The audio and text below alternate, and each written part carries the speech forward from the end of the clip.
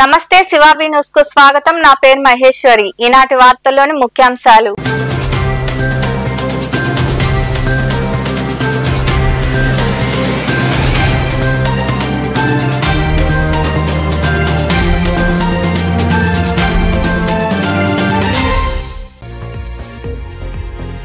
విశాఖ ఉక్కుకు ఆర్థిక ప్యాకేజీ ప్రకటించడం అభినందనీయం. గూడూరులోని క్యాంపు కార్యాలయంలో ఏర్పాటు చేసిన సమావేశంలో మాట్లాడిన ఎమ్మెల్యే పాసం సునీల్ కుమార్.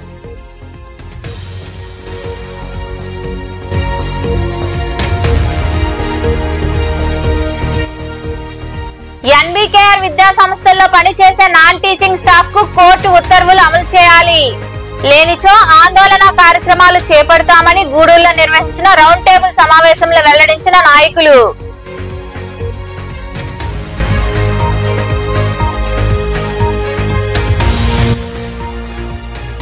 క్రీడాకారులను ప్రోత్సహిస్తాం. గత ఏడాది నవంబర్లో జరిగిన నేషనల్ జూనియర్ మీట్ 80 మీటర్ల హ్యాండిల్స్ లో బంగారు పథకం సాధించిన క్రీడాకారుడు తాను తేజ్ ను అభినందించిన ఎమ్మెల్యే పాసం సునీల్ కుమార్.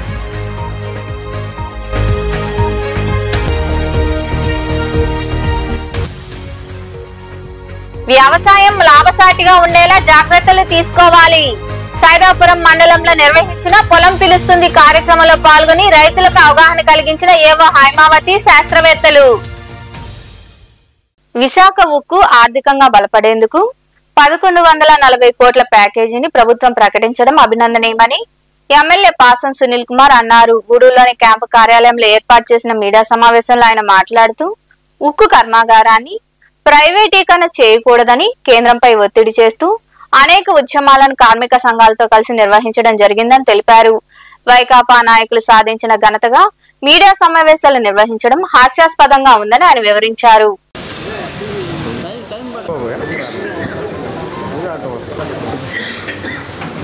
ఉత్తరాంధ్రకే కాదు యావత్ ఆంధ్ర రాష్ట్రానికి మణిహారం విశాఖ ఉక్కు కర్మాగారం. ఈ వేలాది మంది తెలుగోళ్లు కలిసి విరోచితంగా పోరాటాలు త్యాగాలు చేసి సాధించుకున్నటువంటి ఈ విశాఖ స్టీల్ ప్లాంట్ ఈరోజు హాట్ టాపిక్ గా మారింది. గత ప్రభుత్వంలో జగన్మోహన్ రెడ్డి గారు నేను విశాఖ స్టీల్ ప్లాంట్ చేస్తానని ఢిల్లీకి వెళ్ళి అక్కడికి వెళ్ళి నా కేసులు ఏం చేస్తారు, నా కేసులు తీస్తారా తీయరా అనేటువంటి మాటలు తప్ప ఎప్పుడు జగన్మోహన్ రెడ్డి గారు గత 5 సంవత్సరాలు ఇప్పుడు ఢిల్లీకి వెళ్ళినా ఈ రాష్ట్రానికి ఒక్క పైసా అయినా దేనికైనా సరే నిధులు ఏమైనా తీసుకొచ్చాడా? మేము అవుతా చెప్పలేదు.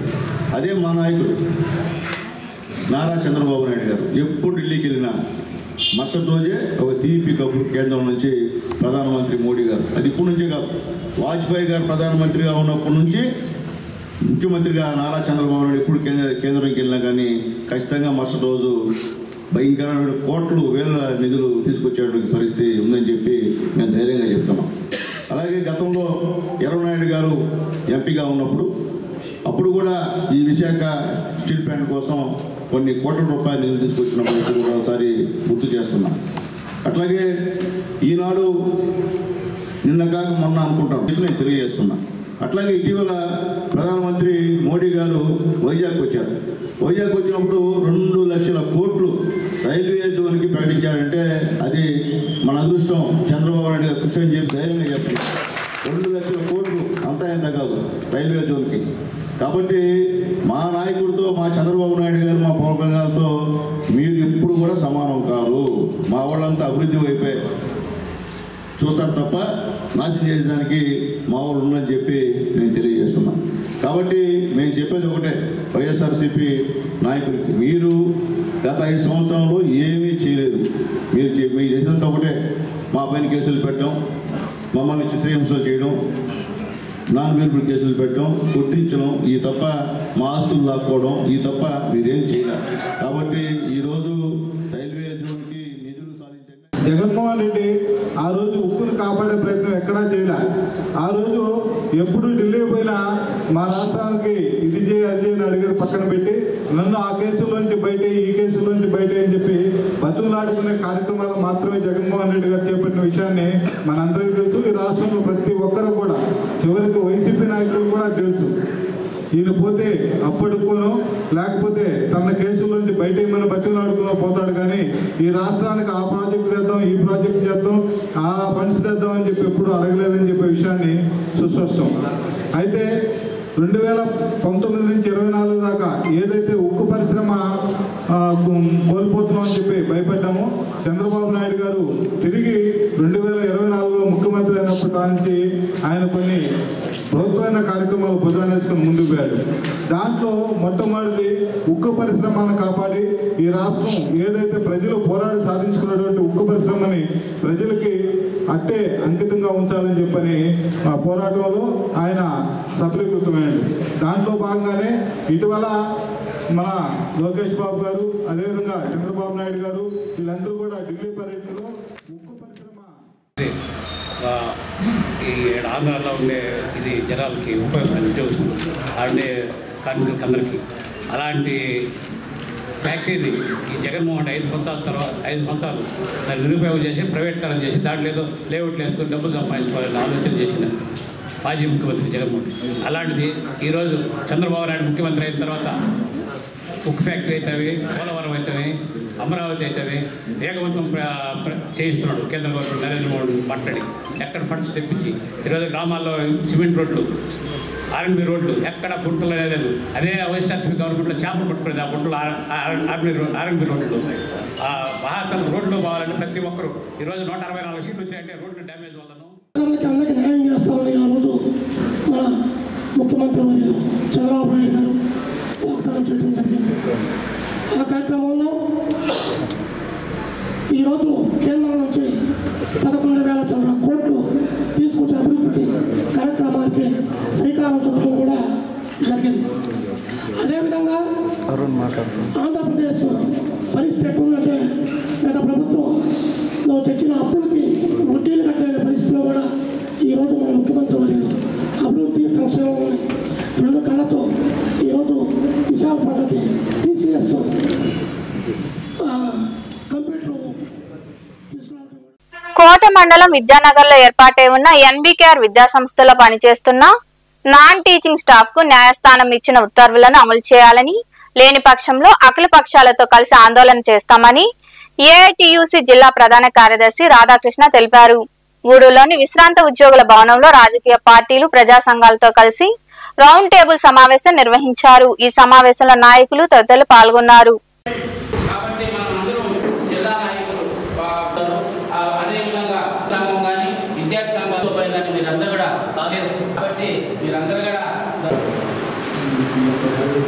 స్టాఫ్కి అనుకూలంగా తీర్పులు వచ్చినా కూడా అక్కడ యాజమాన్యం కరస్పాండెంట్ మనకందరికీ తెలుసు, ఆయన నేదురుమల్లి రామ్కుమార్ రెడ్డి గారు.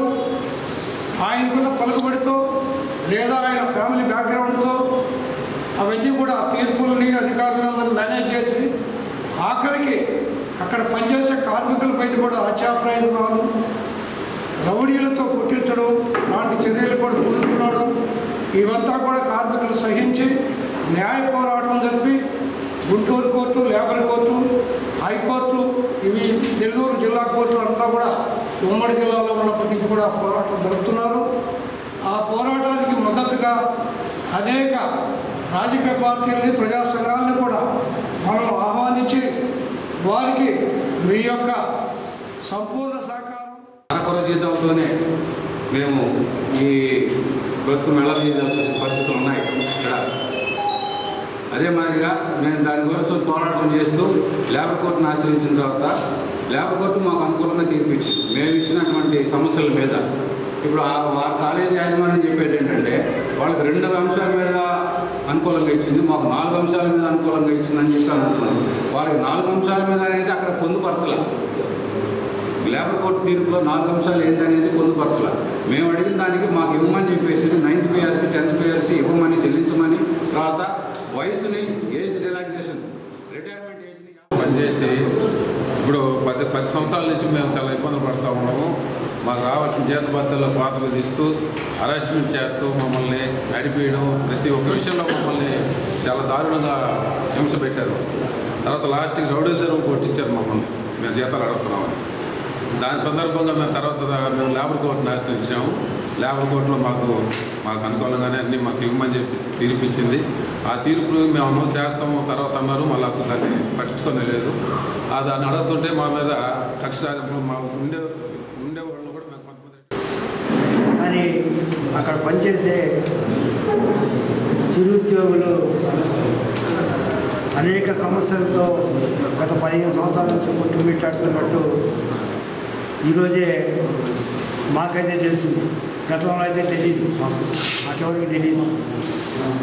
మరి వాళ్ళ ఆత్మహత్య జీవితాలతో మరి అక్కడ పనిచేసి పదవి విరమణ చేసిన వారికి కానీ చనిపోయిన వారికి కానీ నేటికి ఎలాంటి బెనిఫిట్స్ అందలేదని చెప్పి వారు పోరాటం చేస్తూ ఉన్నారని మరి కాలేజీ యాజమాన్యం గుంటూరు లేబర్ కోర్టు వారు 2020 ఫిబ్రవరి 18వ తేదీ ఇచ్చిన తీర్పుని జగన్మోహన్ రెడ్డి ప్రభుత్వంలో చాలా ఇబ్బంది పెట్టే పరిస్థితిని ఆ కాలేజ్ మేనేజ్మెంట్ చేపడుతూ వచ్చింది.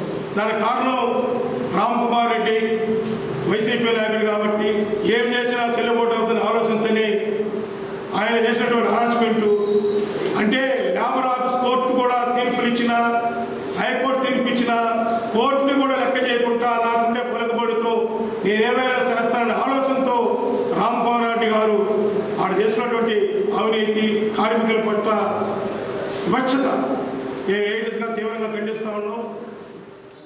నియోజకవర్గ పరిధిలో క్రీడాకారులు క్రీడల్లో రాణిస్తూ బంగారు పథకాలు సాధించడం సంతోషంగా ఉందని ఎమ్మెల్యే పాసం సునీల్ కుమార్ అన్నారు. గూడూరులోని క్యాంపు కార్యాలయంలో క్రీడాకారుడు తనుజ్ తేజ్ ను ఆయన అభినందించారు. కోట మండలం కొత్తపాలెం గ్రామానికి చెందిన క్రీడాకారుడు శనగా తనుజ్ తేజ గత ఏడాది నవంబర్లో భువనేశ్వర్ లో జరిగిన 39వ నేషనల్ జూనియర్ మీట్ 80 మీటర్ల హ్యాండిల్స్ లో బంగారు పథకం సాధించాడు. దీంతో గూడూరులోని క్యాంపు కార్యాలయంలో ఆ క్రీడాకారుడిని ఎమ్మెల్యే సునీల్ కుమార్ అభినందించారు. అనంతరం సునీల్ కుమార్ మాట్లాడుతూ జాతీయ స్థాయి క్రీడల్లో బంగారు పథకం సాధించిన వారికి రాష్ట్ర ప్రభుత్వం 10 లక్షల రూపాయల నగదు బహుమతిగా అందజేస్తుందని తెలిపారు. ఈ నేపథ్యంలో క్రీడాకారుడు తనుజ్ తేజకు ప్రభుత్వం తరపున నగదు బహుమతి అందే విధంగా సిఫార్సు చేస్తామని తెలిపారు. నేటి యువత చదువులతో పాటు క్రీడల్లో కూడా రాణిస్తే మంచి భవిష్యత్తు ఉంటుందని ఆయన వివరించారు. మా తెలుగుదేశం పార్టీ నాయకులు చంద్రబాబు నాయుడు గారు, అలాగే మా రవి నాయుడు గారు, మీకు అందరూ తెలుసు యువగలంలో ముందు నిలిపినటువంటి మా రవి నాయుడు గారు శాప్ చైర్మన్ ఇప్పుడు. కాబట్టి ఆయన ఆధ్వర్యంలో ఈ యొక్క తనుష్ తేజ గారికి 10 లక్షల రూపాయలు గవర్నమెంట్ ఇస్తుంది. దాన్ని కూడా తెలియజేస్తూ అతన్ని మెడలో నా వంతు ఒక మెడలో కొట్టేసి సత్కరించి తర్వాత ఆ 10 లక్షల రూపాయలు కూడా ఒక లెటర్ కూడా చెప్పన్నారు, అది కూడా ఇచ్చి పంపిస్తానని చెప్పి తెలియజేస్తూ మరొకసారి అబ్బాయికి కంగ్రాట్స్ తెలియజేస్తూ ఆయన్ని కన్నా తల్లిదండ్రులకు కూడా ధన్యవాదాలు తెలియజేస్తూ ఇలాగా ఇంకా నేషనల్ పోయినావు ఇంకా కూడా ఎదిగి మా గూడూరుకి మంచి పేరు తీసుకురావాలని మనస్ఫూర్తిగా కోరుతున్నాను. గూడూరు డివిజన్ కు నూతనంగా బాధ్యతలు స్వీకరించిన డిఎస్పీ గీతను సునీత సేవా సంస్థ అధ్యక్ష ప్రధాన కార్యదర్శులు సారంగం శ్రీనివాసులు, సారంగం సులక్ష్మి మర్యాదపూర్వకంగా కలిశారు. శాలువా కప్పి పూలబొకే అందజేసి వారు సత్కరించారు. గూడూరులోని పోలీస్ డివిజనల్ కార్యాలయంలో డిఎస్పీ గీతను సునీత సేవా సంస్థ అధ్యక్ష ప్రధాన కార్యదర్శులు సారంగం శ్రీనివాసులు, సులక్ష్మి మర్యాదపూర్వకంగా కలిసి అభినందనలు తెలిపారు. డిఎస్పీకి సులక్ష్మి శాలువా కప్పగా శ్రీనివాసులు పూలబొకే అందజేసి సత్కరించారు. సునీత సేవా సంస్థ ఆధ్వర్యంలో జరిగే సేవా కార్యక్రమాలపై డిఎస్పీ గీత వారితో మాట్లాడారు. గతంలో ఫ్యామిలీ కౌన్సిలింగ్ సభ్యురాలుగా వ్యవహరించానని సులక్ష్మి డిఎస్పీ గీతకు వివరించారు. వ్యవసాయం లాభసాటిగా మార్చేందుకు తీసుకోవాల్సిన జాగ్రత్తలపై రైతులతో చర్చించామని మండల వ్యవసాయాధికారి హైమావతి తెలిపారు. సైదాపురం మండలంలోని కొమ్మిపాడు గ్రామ సచివాలయంలో పొలం పిలుస్తుంది కార్యక్రమాన్ని నిర్వహించారు. సైదాపురం మండలంలోని కొమ్మిపాడు గ్రామ సచివాలయంలో మంగళవారం వ్యవసాయ శాఖ ఆధ్వర్యంలో పొలం పిలుస్తుంది కార్యక్రమం నిర్వహించారు. ఈ కార్యక్రమంలో పాల్గొన్న మండల వ్యవసాయాధికారి హైమావతి పంటల సాగు, అధిక దిగుబడి వంటి అంశాలపై రైతులకు వివరించారు. ఈ సందర్భంగా ఏవో హైమావతి మాట్లాడుతూ ఆధునిక వ్యవసాయ పద్ధతులపై రైతులకు పలు సూచనలు ఇచ్చామన్నారు. వ్యవసాయాన్ని లాభసాటిగా మార్చేందుకు ఎలాంటి చర్యలు తీసుకోవాలో వివరించామన్నారు. క్షేత్రస్థాయిలో వెళ్లి పంటలపై అవగాహన కలిగించడం జరిగిందని ఆమె వివరించారు. పొలం పిలుస్తుంది కార్యక్రమాన్ని ఈరోజు కొమ్మిపాడు గ్రామంలో నిర్వహించడం జరిగింది. ఈ యొక్క పొలం పిలుస్తుంది కార్యక్రమానికి విద్యాల శాఖ అధికారి ఆనంద్ గారు కూడా రావడం జరిగింది. ముఖ్యంగా ఈ పొలం పిలుస్తుంది యొక్క ముఖ్య ఉద్దేశాలైనటువంటి రైతుల చర్చాగోష్ఠి కార్యక్రమం చేయడం జరిగింది. అలాగే అధికారులు, శాస్త్రవేత్తలు మరియు ప్రజాప్రతినిధులతో ఈ యొక్క రైతుల యొక్క క్షేత్ర సందర్శన అనేది కూడా చేయడం జరిగింది. అలాగే రైతుల యొక్క అవసరాల మేరకు మెరుగైనటువంటి విస్తరణ సేవల్ని ఏ విధంగా చేయాలి అనేది కూడా ఈ యొక్క పొలం పిలుస్తుంది గ్రామ సభలో చర్చించడం జరిగింది.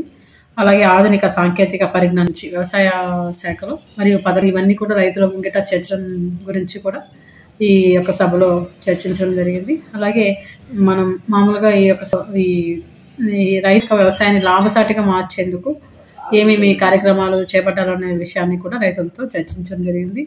అలాగే ఈ కొమ్మిపాడు గ్రామంలో ఉన్నటువంటి ఈ యొక్క ఫీల్డ్స్ కూడా విజిట్ చేయడం జరిగింది. దాంట్లో ఎక్కువగా ఈ బూజు తెగులు, బంక తెగులు, అలాగే ఒక నిమ్మలో వేరుకుళ్ళు కూడా గమనించి దానికి సంబంధించినటువంటి రెమెడీస్ కూడా రైతులకి చర్చించింది. అవన్నీ కూడా ఇస్తారని చెప్పేసి తెలియజేస్తారు. ఈ కార్యక్రమంలో ఉద్యాన శాఖాధికారి ఆనంద్, శాస్త్రవేత్తలు తదితరులు పాల్గొన్నారు. రాష్ట్రంలో కూటమి ప్రభుత్వం వ్యవహరిస్తున్న ప్రజా వ్యతిరేక పాలనపై మహిళలను చైతన్యవంతులు చేసే దిశగా మద్యం, గొలుసు దుకాణాలపై మహిళలు పోరుబాట కార్యక్రమాన్ని ప్రారంభించామని జడ్పీటీసీ సభ్యుడు నన్నం ప్రిస్కిల్లా పేర్కొన్నారు. పెళ్లకూరు మండలం రోసనూరు గ్రామంలో మహిళలతో కలిసి పోరుబాట నిర్వహించారు. పెళ్లకూరు మండలంలోని రోసనూరు గ్రామం నుండి మద్యం, గొలుసు దుకాణాలపై మహిళల పోరుబాట కార్యక్రమాన్ని ప్రారంభించారు. 100 మందికి పైగా మహిళలతో కలిసి పోరుబాట చేపట్టారు. ప్రభుత్వానికి వ్యతిరేకంగా నినాదాలు చేస్తూ గ్రామం మొత్తం కలే తిరిగారు. నాయకులకు మహిళలు హారతులు పట్టారు. వైఎస్ఆర్ విగ్రహానికి పూలమాలలు వేసి నివాళి అర్పించారు. ఈ సందర్భంగా జడ్పీటీసీ సభ్యుడు నన్నం ప్రిస్కిల్లా మాట్లాడుతూ ఎన్నికల సమయంలో టీడీపీ ప్రకటించిన మేనిఫెస్టోలో సూపర్ 6 పథకాలను వెంటనే అమలు చేయాలని కోరారు. మహిళలకు ఉచిత ఆర్టీసీ బస్సు ప్రయాణం ఎక్కడంటూ ఆయన ప్రశ్నించారు.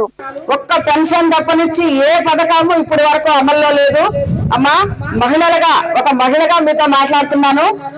మీరే మాట్లాడాలి నాతో. ఇప్పుడు మీకు అమ్మఒడి వస్తుందా లేదా? 5 సంవత్సరాలు మన జగనన్న పిల్లలు వస్తుందా లేదా? ఇప్పుడు తల్లికి వందనం అని చెప్పారు. కళ్ళబొల్లి మాటలు చెప్పేసి మన అరిచేతిలో వైకుంఠాన్ని చూపించారు. మీరు చెప్పండి, వచ్చిందా లేదా? మీకు తల్లికి వందనం వచ్చిందా? ఇక్కడ పిల్లల్ని స్కూల్కి పంపిస్తున్న తల్లులు ఎవరున్నారు? అప్పుడు వచ్చింది, 5 సంవత్సరాలు వచ్చింది. ఇప్పుడు రాలేదు. 45 సంవత్సరాలకి మీరు తీసుకున్న వాళ్ళు చెప్పండి. ఇప్పుడు లేదు. మళ్ళీ 45 సంవత్సరాల వాళ్ళకి 1500 రూపాయలు ప్రతి నెలలో వేస్తానని ఎలక్షన్లకు ముందు చెప్పారు కూటమి ప్రభుత్వం. ఇప్పుడు వస్తుందా? మీకు ఎవరైనా అకౌంట్ లో పడినాయా? లేదు. ఉచిత ఆర్టీసీ బస్సు అన్నారు. ఎప్పుడైనా మీరు ఎక్కారా? చెప్పిన మాట ఎవరు నిలబెట్టుకునేది ఎవరు? ఒక మన జగనన్న మాత్రమే. మహిళలు మహారాణులాగా ఉన్నాం. మనం ఉన్నామా లేదా? ఈ కార్యక్రమంలో వైస్ ఎంపీపీ సుధారాణి, ఎంపీటీసీ సభ్యులు సుజాత, మహిళలు పాల్గొన్నారు. గూడూరు పట్టణంలోని త్యాగరాజా వీధిలో కొలువై ఉన్న శ్రీ కళ్యాణ వీరభద్రస్వామి దేవాలయంలో మంగళవారం నిర్వాహకులు మునిమోహన్ ఆధ్వర్యంలో అన్నదాన కార్యక్రమం జరిగింది. దాతల సహకారంతో జరిగిన అన్నదాన కార్యక్రమంలో భక్తులు విరివిగా పాల్గొని జయప్రదం చేశారు. ఉభయదాతలుగా పేటేటి సత్య జ్ఞాపకార్థం వారి కుమారులు పేటేటి చంద్రనీల్, ఇంద్రనీల్ వ్యవహరించారు.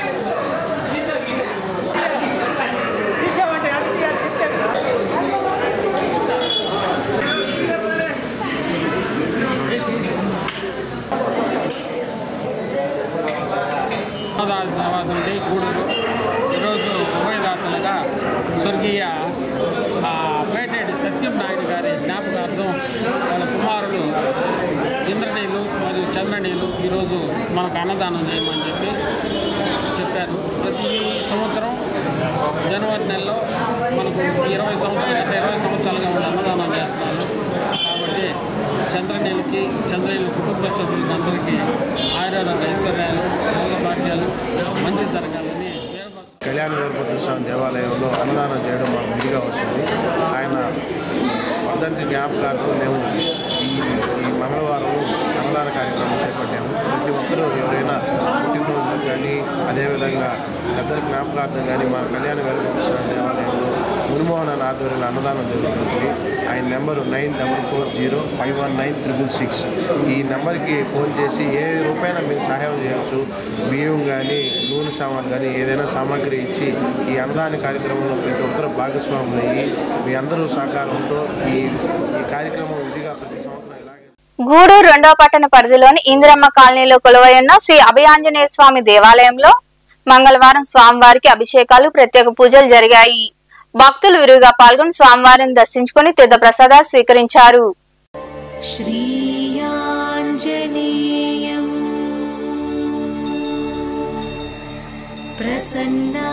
ప్రసన్నాంజనేయం శ్రీయాంజనేయం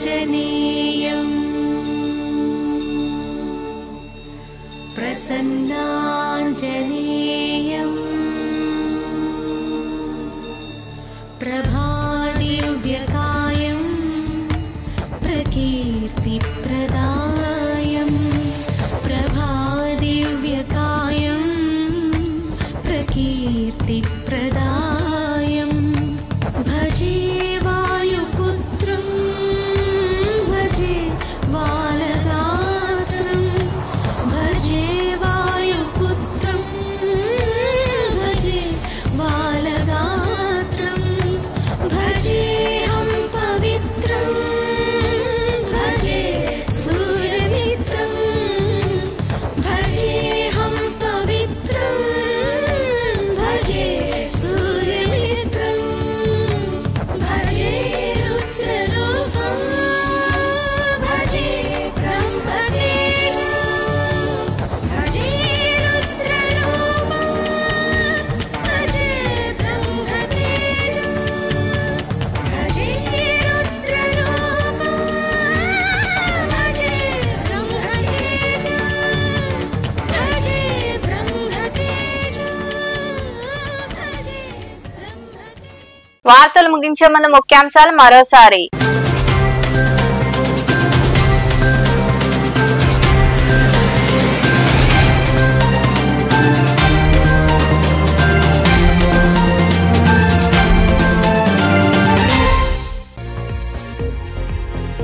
విశాఖ ఉక్కుకు ఆర్థిక ప్యాకేజీ ప్రకటించడం అభినందనీయం. గూడూరులోని క్యాంపు కార్యాలయంలో ఏర్పాటు చేసిన సమావేశంలో మాట్లాడిన ఎమ్మెల్యే పాసం సునీల్ కుమార్.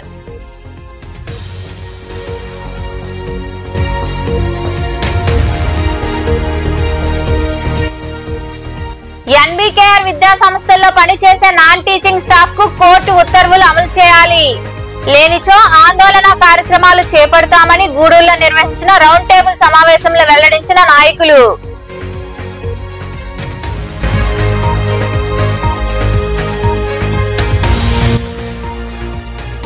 క్రీడాకారులను ప్రోత్సహిస్తాం. గతేడాది నవంబర్ లో జరిగిన నేషనల్ జూనియర్ మీట్ 80 మీటర్ల హ్యాండిల్స్ లో బంగారు పథకం సాధించిన క్రీడాకారుడు తనూజ్ తేజ్ ను అభినందించిన ఎమ్మెల్యే పాసం సునీల్ కుమార్.